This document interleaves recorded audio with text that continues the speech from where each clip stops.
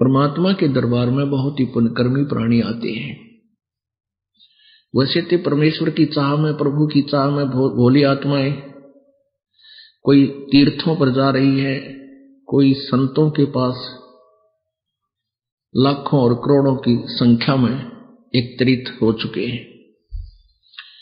उनके विषय में परमात्मा कहते हैं कि देखा देखी गुरु शिष्य बन गए, किया ना तत्व विचारा। देखा देखी कैसे जाते हैं? जैसे एक पंथ के, जो बहुत बड़ा पंथ है वर्तमान में, बहुत बड़े ज्यादा अनुयायी है उसके, तो उनके अधिक अनुयायी होने का कारण क्या था? एक बार एक शहर में, रोहतक में सत्संग हो रहा था पुलिस लाइन में।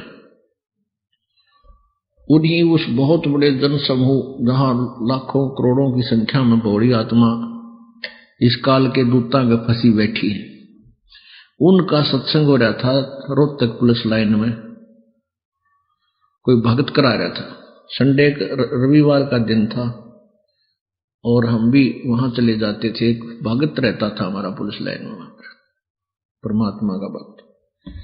हम वहां गए तो देखा वहां सत्संग हो रहा। हमने इस दृष्टिकोण से सुना, वहां साथी था उनका मकान, उन्हीं के आंगन में बैठकर। तो वो क्या कह रहे थे कि आज कर्नल साहब आएंगे, प्रवचन करेंगे, बार बार ये रह रह कर कह रहे थे।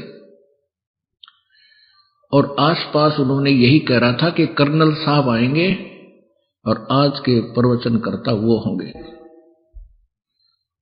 तो जब वो आम व्यक्ति ये सोचता है कि ये कर्नल साहब यहां आए हैं, तो ये तो बहुत बड़े बुद्धिमान समझदार व्यक्ति हैं, इन्होंने ज्ञान को समझा है और ये फिर आगे बता रहे हैं।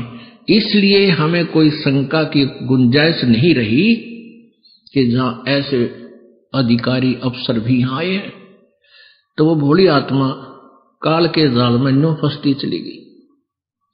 ये उस कर्नल साहब ने अपनी मिलिट्री के बारे में तो जानकारी हो सकती है, लेकिन अध्यात्म ज्ञान को वो के जाने।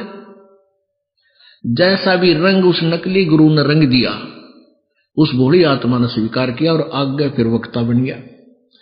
आप तो जीवन बर्बाद कर ही रहा है और लाखों हजारों की संख्या में काल के जाल में फंसाने का अपराधी और बन गया।